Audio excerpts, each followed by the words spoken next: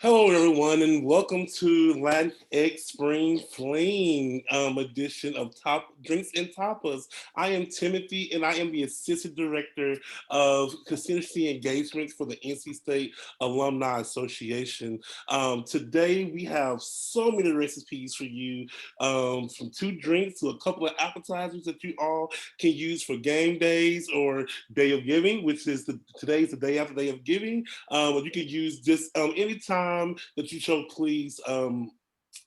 Please to use. So, without further ado, I'm going to get off of here and let the constituents of the Latinx Alumni Network do their thing. So, without further ado, I'm going to kick it over to Q.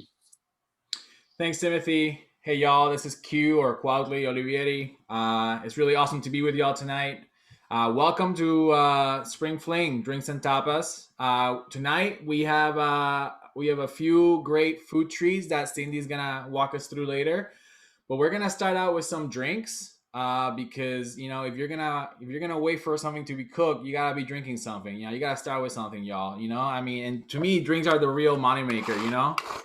They're the real moneymaker at the end of the day. So we're gonna start with some drinks tonight. We're gonna make 3 drinks, and just not to be rude, but I'm gonna take off this background, y'all, because it's kind of cramping my style. I love the background, but it's maybe a little bit. Oh, whoops, maybe just kidding. I need to get better at this. Okay, there we go. No background. All right. And for those of you that want to see the moneymaker gun again, here we go. See, moneymaker everywhere. All right, all right. So tonight we're gonna be making 3 drinks. We're gonna make a Presidente. We're gonna be making a cherry blossom, and we're gonna be making a Paloma, which is a take on a margarita. And in my opinion, the Paloma is the kind of drink that you drink after Day of Giving, because if you've been grinding it out on Instagram all day, getting out them tweets, getting out them posts, getting out that money for the wolf pack, you just need a day to chill out. So the Paloma is the kind of drink you drink when you just need to chill out for a while. You need to sit back, maybe delete Instagram for one day, sign off, turn off those notifications, and just drink a Paloma. But that's just my opinion. At the end of the day, you'll get to tell me if I'm right or wrong. All right, so we're gonna start out the Paloma. You need 1.5 ounces of white rum. White rum. We're gonna start with rum. So my rum of preference is Don Cristal. It's a Puerto Rican rum. People are gonna tell you that Bacardi is Puerto Rican rum. That is historically incorrect. Bacardi is a Cuban recipe. The Bacardi family is from Havana, Cuba. Don Q is from the Serrales family from Ponce, Puerto Rico. So when people tell you Bacardi is Puerto Rican, I'm like, maybe. This is a Puerto Rican recipe. Now I'm not sponsored. I'm not saying I'm not sponsored by Don Q. I'm just saying that's my personal opinion. So we're gonna use 1.5 ounces of white rum. Obviously the rum of your preference, but I'm using Don Q. So you're gonna take 1.5 ounces of white rum, and you're gonna mix it with 3/4 ounces of curacao. Curacao is a weird liquor. I'm not exactly sure what it's made out of. At the end of the day, you can mix whatever you want into these drinks. It's your drink. You're gonna drink it, and you're gonna pay the consequences for drinking it. So you can mix whatever you want. But this is my recipe. So you're gonna add curacao to it right here, and then you're gonna add 3/4 ounces of vermouth. Now the recipe says dry vermouth, but at the end of the day, if you want to use the malo one that is not as dry, that is your decision. At the end of the day, you drink it, it's your consequences, right? At the end of the day. And now you're supposed to add a dash of grenadine. What is a dash? A dash is like a microsecond of it. So you just, you open your bottle of grenadine, you pump a little bit into it. I added way too much just now. That was my fault. This is going to be kind of crazy, yo. My drink is not going to look at your drink. I just got a little bit crazy with mine. But a dash is not what I did. A dash is significantly less than what I just poured. So my drink looks kind of pink right now. Yours should not look this pink. Yours should look a little bit less pink, more orangey than mine. So once we have all this drink together, you're gonna basically take some ice. And I know that wasn't exactly in the instructions, so you may have to go out of your way to grab some ice. That's okay if you want to take your time and do that. And what we're gonna do is that I'm gonna mix my Presidente with ice, and then I'm gonna close this back up.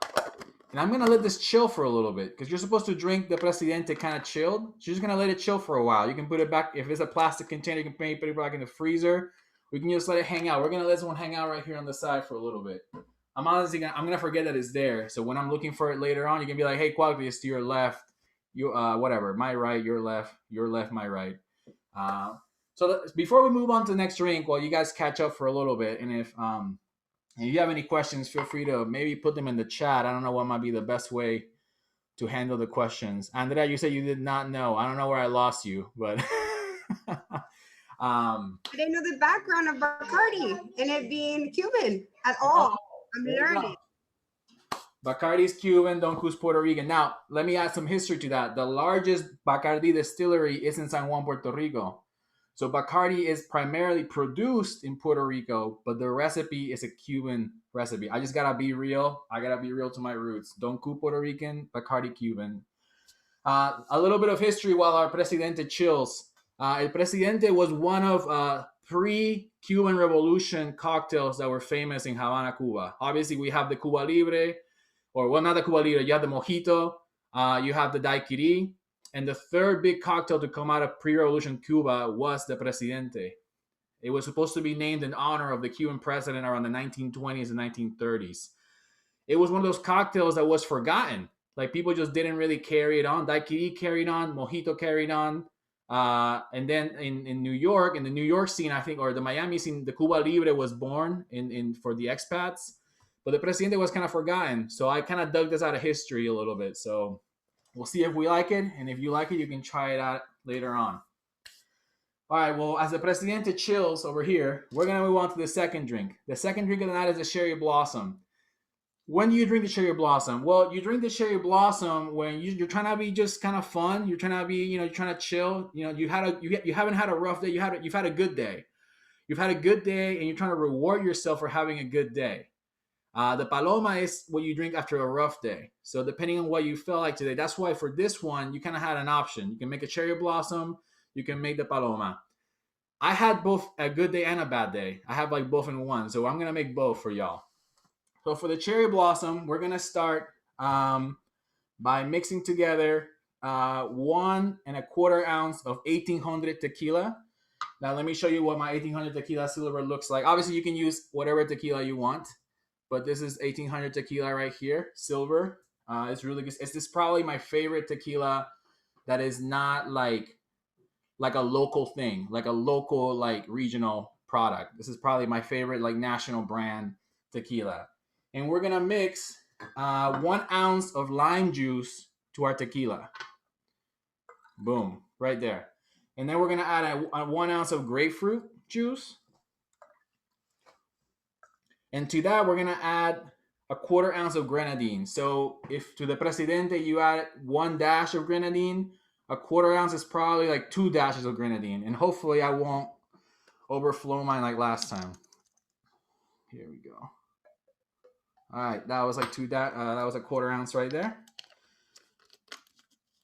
And then what we're gonna do with the cherry blossom is that I am gonna mix it together in a chilled glass or a chilled container and let it mix. If you're a pro, then you would have a shaker. I know I sound like a pro. I know I come across like a pro. I'm not a pro. This is all amateur hour right here, but I make it look good. I make amateur hour look really good, y'all. I'm not gonna lie. So we're gonna take our cherry blossom. Sorry for the noise. We're gonna shake it up a little bit. And then, before you strain your drink into a glass, ideally, you're gonna be able to get like a margarita style glass or something that you can put salt on the rims. So basically, I don't know. So what you want to do, the art to getting salt in your rims, for those of you that are not amateur, semi-pros like me, but still kind of amateur, you want to kind of get some water around the edge of your glass, and that way that will help the salt stick to it. So once your cherry blossom is mixed, you strain it into your glass, all chilled. And basically your cherry blossom should kind of look like a cherry blossom, I mean, I don't know what to tell you. It's just pink. It's just pure pink power. No. If you're one of those ultra macho guys, you can drink this. It's good for you. It'll humble you a little bit. Don't be ashamed. Just drink it. It'll be good for your soul. Here we go. I'm drinking it. It tastes good. I feel like I've had a good day, and I'm rewarding myself for having a good day. This is good stuff right here. This is the cherry blossom. So if you come out a day of giving at NC State and you had a really good day of giving, you drink a cherry blossom. You should drink one anyway. We're gonna move on to our third drink of tonight. Our third drink of tonight is called the Paloma. I heard this drink called many different names, but this is the name that I know. This is the Paloma. It's basically a take on a margarita. I think it's a little bit better. I think it's a little bit stronger, in my opinion. Especially because I personally like grapefruit juice. But if you're not a grapefruit fan, I'm sorry. But I think it's good stuff. All right, y'all. So we're going to start with the Paloma. I'm going to get my note over here for a second. We're going to start with 2 ounces of tequila. So from the get-go, the Paloma has more of a kick. Let me get my last ice container out. We're going to start with 2 ounces of tequila. Okay, so for this one, I changed the tequila because I'm all about, an equal opportunity tequila man. For this one, I'm using Tequila Centenario. This is a San Antonio tequila.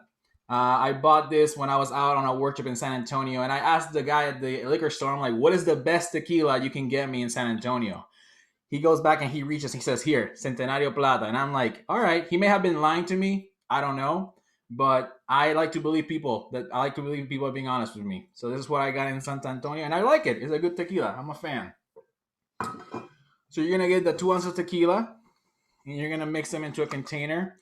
At some point, you want ice for this drink. You don't need ice right away, but I'm going to go ahead and mix it into the ice from the get-go. Then we're going to go back to the grapefruit juice. You're going to mix 2 ounces of grapefruit juice. Then we're going to take ½ ounce of lime juice. If you're keeping up with me, you're realizing this has a lot of ingredients in common with the cherry blossom, but it's a little bit different. The key difference right here is when we add the sparkling water. So we're gonna bust out more sparkling water. So we're gonna add 2 ounces of sparkling water. All right, here we go. And the last little bit of flavor is gonna come from the agave nectar. Now you can use like a regular sweet syrup. That's okay. I'm gonna use Tres Agaves agave nectar right here. This is what the bottle looks like.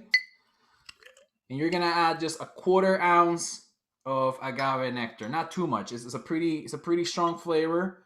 Use one other to add a little bit of sweetness to the bitterness, or I guess sourness of grapefruit. I don't know if that's sour or bitter. I don't know. But whatever the strong acidic flavor of lime and grapefruit, this is gonna try to balance that out a little bit. So you're gonna take that drink and you're gonna mix it together in whichever way you can, whether you have a shaker or if you're just using some ninja bullet things like me, whatever you got around. And then we're gonna take that and you're just gonna pour that out with the ice. This is the only drink tonight that you're actually gonna drink with the ice. The Presidente, the cherry blossom, you're gonna drink those on their own, chilled, but not with ice. The Paloma, you're actually gonna drink with the ice, So this is where it's a little bit more like a margarita. You would be drinking it with the ice, whether it's blended or whether you're having on the rocks. All right, so now let me do the taste test right here. Yeah, it's a different taste. It's definitely sparkly. This is I definitely, when I drink this, I feel like my boss gave me a rough day today. I feel like the world kind of tried to beat me up a little bit today. But you know what? Now I have a Paloma in my hand and life is good. Life is better. Cherry blossom, different kind of vibe.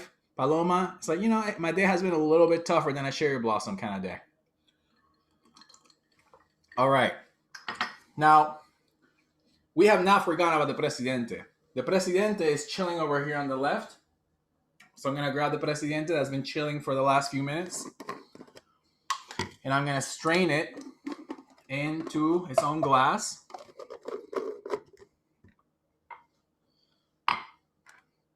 Remember, mine came out really pink because I kind of busted up the grenadine. Yours should not look like this. Yours should look a little bit less pink than mine.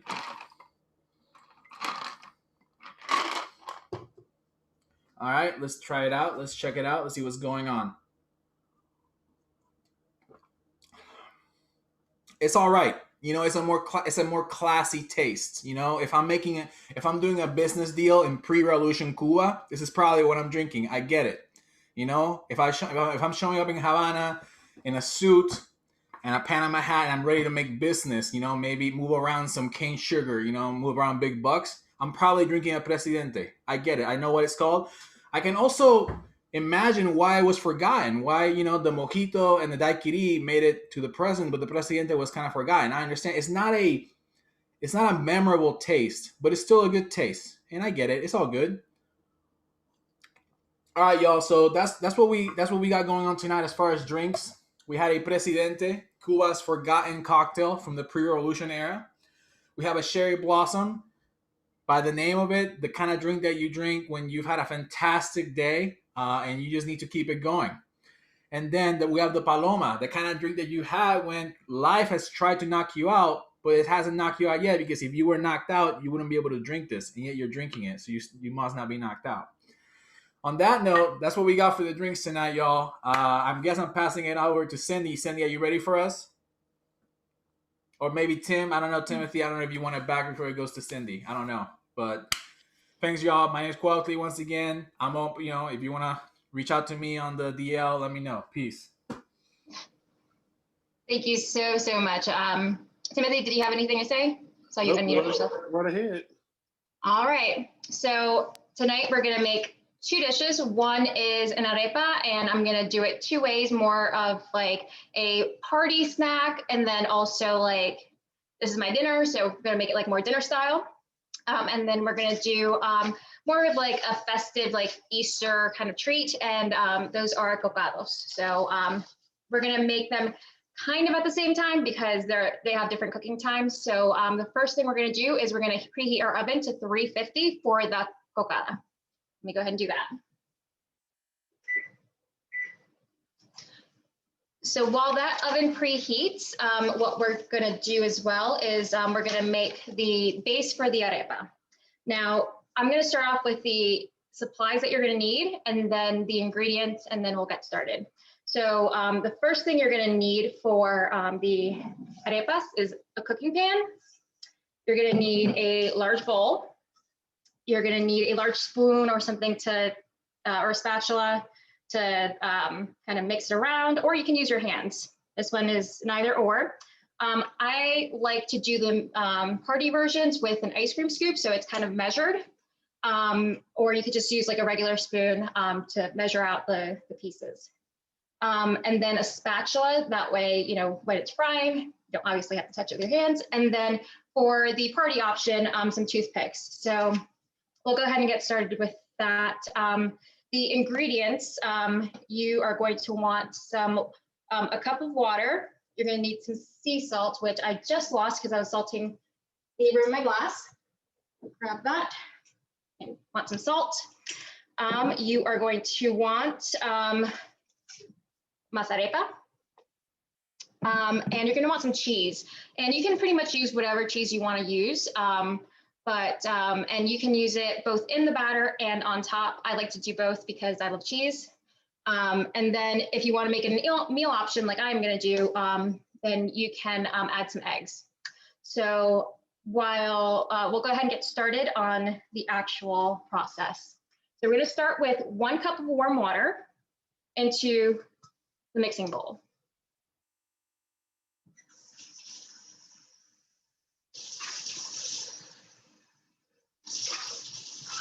Cindy, we have a question in the chat. Just, you know. Let's see. Yes, you can use harina pan. The only thing that you might want to do is cut it with a little bit of flour, but it should be pretty much exactly the same. We added the water to the bowl, and we are going to put in about half a teaspoon of salt and let it dissolve.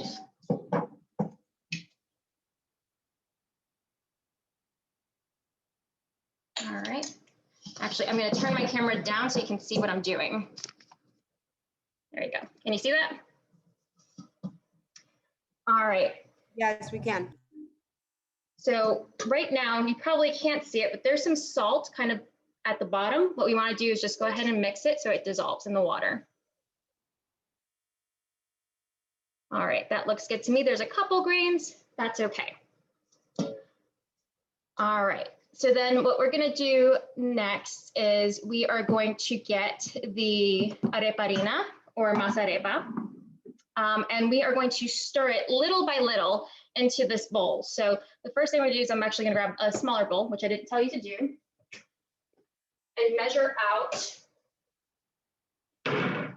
the harina into this bowl so we can slowly incorporate it. So that is going to be 1 cup of the masa arepa.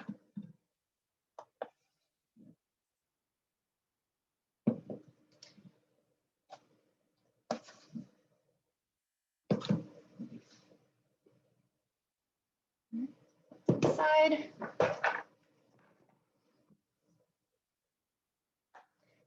So again, we don't want to add it all at once. We just want to slowly incorporate it. And you may not use the full cup. What I tend to find is that you'll use the vast majority of it, but you might have maybe a teaspoon, maybe 2 left over.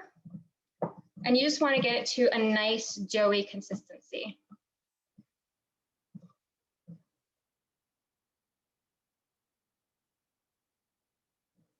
This is a recipe that my grandmother used to make every Sunday. And she would make it all different kinds of ways and add all different kinds of ingredients. So this recipe definitely has a special place in my heart. And after a few years, I've kind of edited it down to kind of the things that I like. So she wasn't so much of a cheese person as I am. So I definitely have added more cheese over the years. So you can feel free to edit and change it. Whoops, a little too heavy-handed that time. It's all coming together. No worries. And this is one of like my fail-proof recipes where if you have like people coming over, like I usually keep some masa arepa in my pantry and usually keep salt. So literally can whip this up in a matter of minutes. Okay. Right, you're gonna see that it's becoming harder and thicker to stir. So I might just leave this dough as it is, stirring it a little bit more.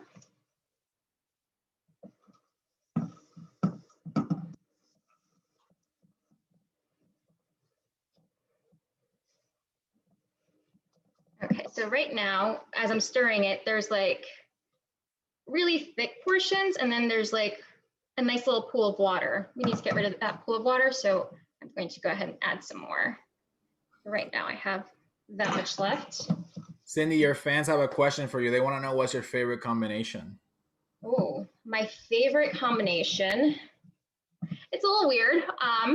I like arepa with some cheese on top, and then a little bit of chocolate.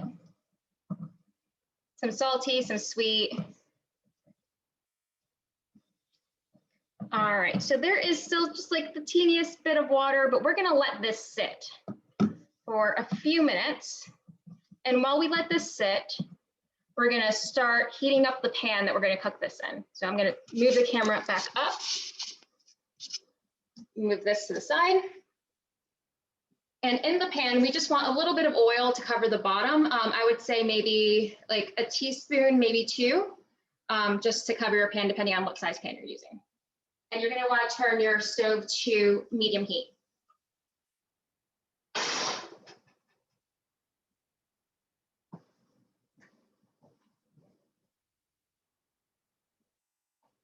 And you can use like pretty much any kind of oil as long as it doesn't have a low smoke point. Cindy, I have a question. Yeah. Can you use a grill, like the ones where like you can do pancakes? I don't know if this has an official name, but you know what I'm talking about? The ones that like are flat and you can cook pancakes on. Right, like a griddle. Yeah, you can do this you can do it that way. I do like a pan fry because I think everything tastes better fried.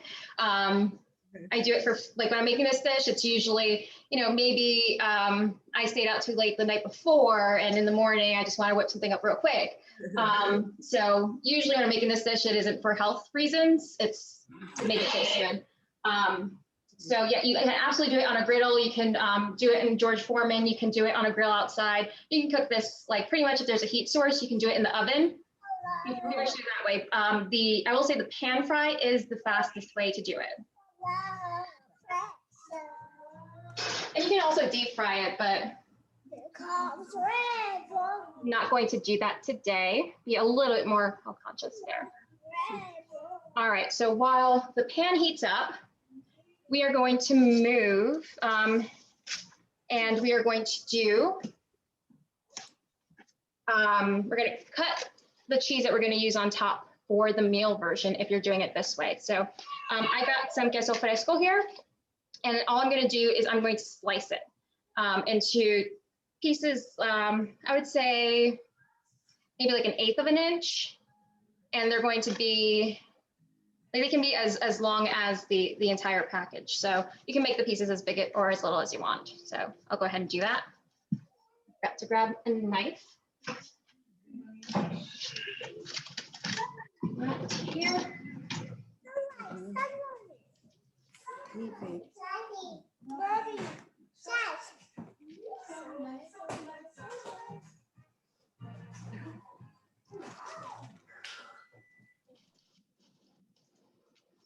All right, so this is kind of the thickness of the cheese, just cutting a few slices. And I'm for the party version. So for the party version, all it is like a mini. So for the cheese, what I do, I cut it into like little cubes. So you're going to want to do that if you're doing the party version and sharing with lots of people. So I'm going to do a few of those. So just your regular cheese cube size. Okay. We're going to set our cheese aside right now, and the dough should be fine. Now, if you want to add anything to the dough, you can go ahead and do that. So I'm going to add some, it's a Mexican blend cheese, just because, again, I like cheese. But this is like the point where if you've ever had arepas with anise, like you would add that in. I made it one time with like chocolate chips, almost like a pancake, and that was really good. The only thing with that is that when you're cooking it, you have to be careful of like burning the chocolate. Okay, so in the process of sitting, I'll turn it down, but the dough has kind of absorbed so much of the moisture that's kind of dried out a little bit. So I'm going to add just the teeniest splash of water. Maybe like half a teaspoon there. All right, mix it all up.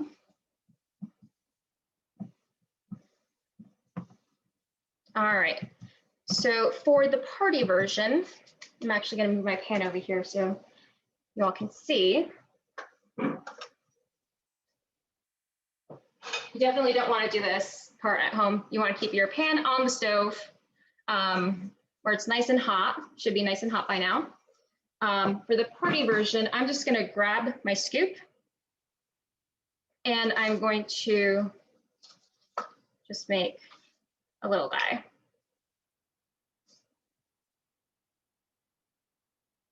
And it should sizzle some. And then with my spatula, just press it down a little bit, but then they'll all be nice and uniform. Now for the bigger version, get a little bit messier with this one. I'm gonna wash my hands and we're gonna mold it with our hand. So let's do that real quick.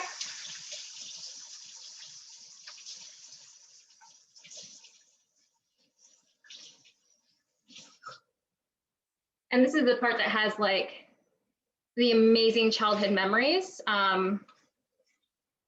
with my grandmother making arepas. Like I thought it was magic when she made it, because I think she added a little bit of sugar as part of the process. And she added sugar to everything. I thought like Frosted Flakes had like The Frosted Flakes I bought in the store weren't real Frosted Flakes because they were never as good as my grandma's. So we're gonna go ahead and pop that into the pan. I like to do mine smaller than what you would get at a restaurant, just because of the faster cooking time, but that's just kind of my style. But you can make them a little bit wider. I like to make them about 1/4 of an inch thick at the most, probably on average an 1/8 of an inch thick. All right, so we're gonna put that on the stove and let that cook.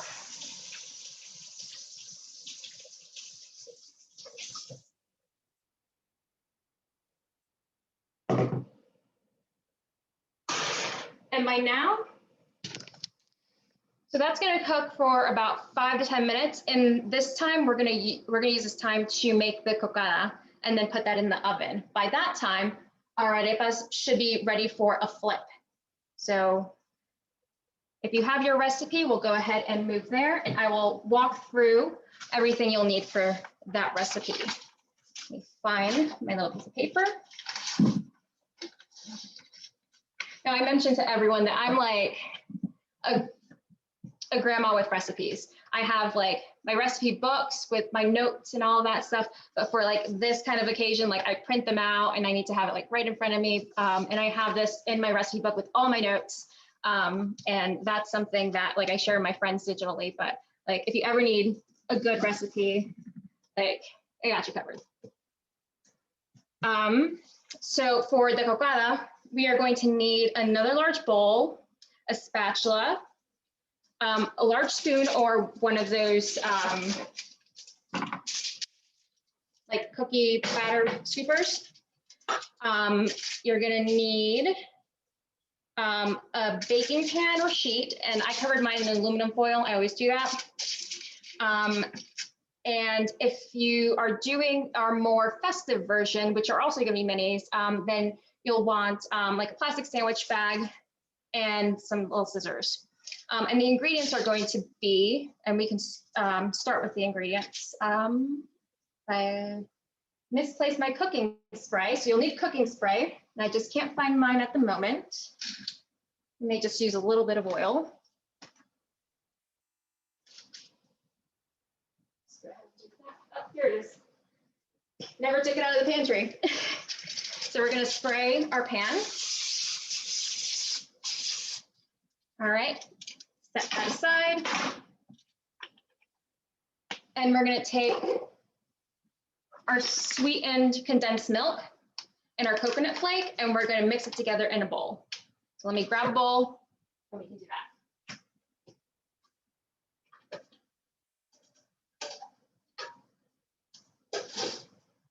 that. Bowl. And we're gonna use 5 cups of the coconut flake, unsweetened. If you want to cut the recipe in half, feel free to do so. I think the only thing with cutting the recipe is that the sweetened condensed milk comes in a 14-ounce can. So unless you're finding smaller cans, you're gonna have leftover sweetened condensed milk and you're gonna have to find something to do with it. So you can absolutely do that if you'd like. So I'm gonna go ahead and see what I'm doing. Just opening my can of milk here.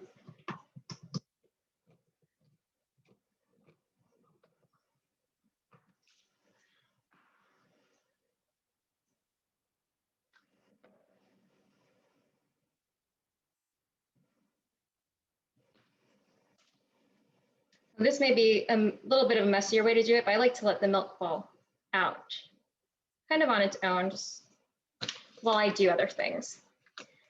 So while that continues to pour out, we're going to get the 5 cups of sweetened condensed, the 5 cups of the coconut flake in the bowl. And you can also check on your arepas. Mine are, I can hear them sizzling. I know they're not ready yet, but just make sure that they are browning and not burning. Have about 1 cup there.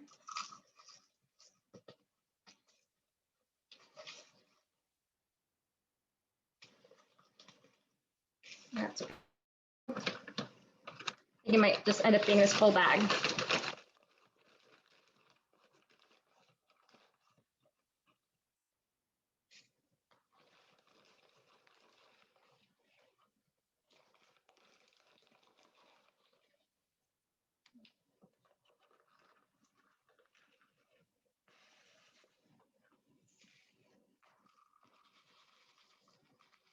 All right. Oop.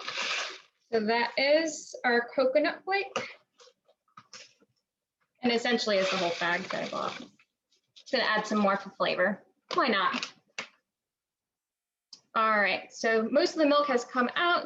Just gonna give it a nice little swirl here, get everything else out. Make sure we use all that delicious goodness. And this is a recipe I would make with my mom when I was little, and I only made it as an adult once. So this is revisiting the past a little bit. So all we're gonna do is just mix it all up together.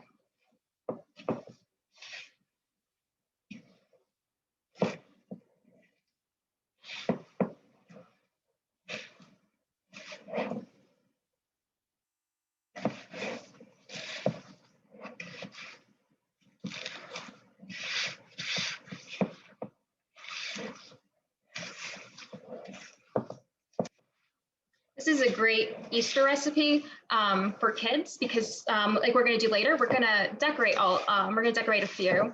And you can mold this into like all different kinds of shapes and sizes. So right now I'm still seeing like a little bit more of the coconut milk at the bottom, some drier coconut flakes on top. So I'm gonna continue to stir. If you're making the arepas, definitely check on them. I can hear mine still sizzling, so they are good. And I'm just, I can tell by the smell that they're not quite ready yet. All right. Still gonna give them a good check, but this part is essentially done. Let me make sure and see that we didn't forget anything here. All right, nope. All right, check on the arepas.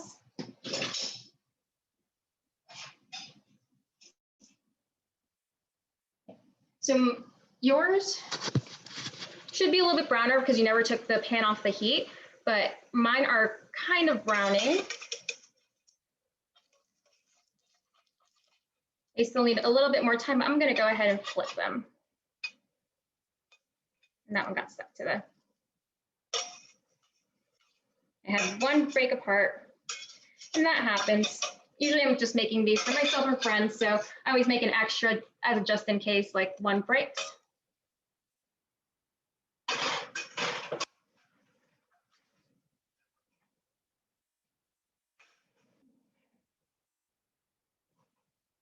This is kind of where we're at now. You can see the browning edges right there, and then this is the mini. This is my broken mini. Put that back on the heat. So while that finishes cooking, we're gonna form the cocada. So I'm gonna start with the minis because those are a little bit more labor intensive, but they're really not. And you'll see what I'm talking about.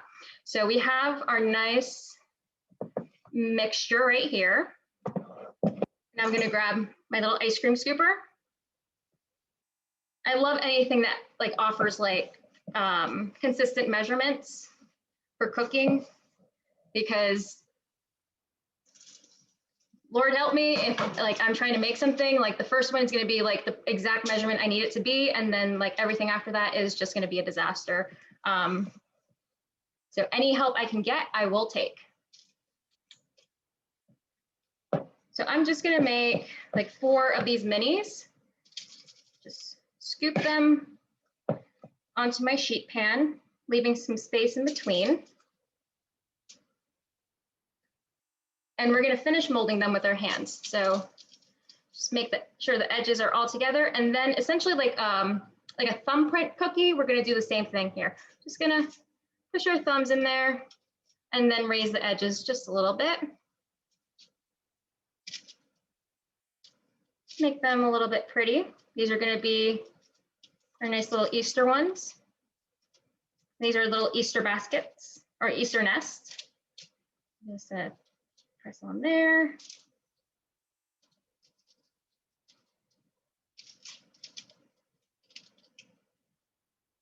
So if you're doing both versions with me, the smaller versions are going to have a different cooking time than a large version. The kind of party family version, you can just lay it all in a sheet pan and spread it out. because you want like that center like a little bit crisp, then it's just gonna take a little bit longer. Okay, where's my hands here? All right. Then for the rest of it, I'm just going to put this into camera view, plop it onto the pan. And you can use a pan with sides if you want to get like crispier sides. Just want to press it down a little bit. It's going to be extra sticky, kind of like Rice Krispie treats. And you can like shape it into like an Easter bunny if you want, or anything, but I'm just going to kind of do like a random square type shape. I just don't want it touching like the little Easter nest that I made over here. Just want to press it down. I really like the crispy edges, so I don't mind that there's like an uneven shape here. That just means more crispier edge for me later. All right, so this is going to go into the oven. The arepas should be just about done.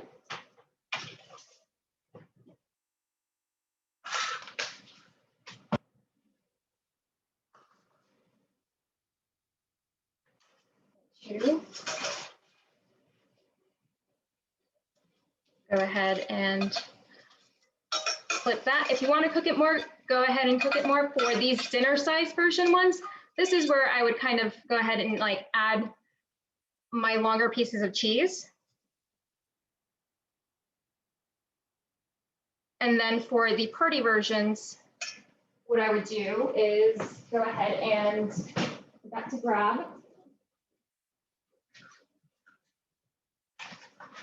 Good old toothpick. And you put the cube of cheese right on top of the arepa. And then I would just serve it like that as a party snack and do a platter of those. So these are the arepas. If you're like me and this is going to be your dinner, I'm going to take this toothpick out. Just going to crack an egg right all over this. Let that cook. And you can make as many eggs as you want. That can be dinner. I'll put this back on the heat to cook the egg, but if you're not doing that, you're essentially done.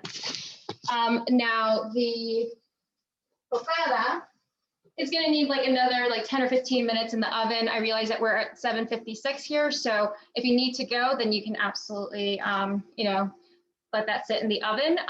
If you're going to do the bird's nest version and you started this but need to go, all you need to do for the bird's nest version is where you push in the bird's nest. You're going to take some hazelnut spread and you're going to grab a spoon and you're going to put it in the middle. And you're going to decorate it with some chocolate eggs and just garnish it with just a few of those right there. So I will hand it off to Andrea. And while we close out the session, I will finish garnishing one so you can see what it looks like. But I want to be cognizant of everyone's time and thank you for joining me in making my dinner. That was awesome. Thank you so much. Q, do you have any last words or anything, advice? I know you had some drinks if you want to take over. No, we pretty much wrapped up with the drinks, though. I just wanted to, I know everyone wants to see the moneymaker again. So, here we go, y'all, Good job, everybody. Hope y'all have fun. I want to know where to get one.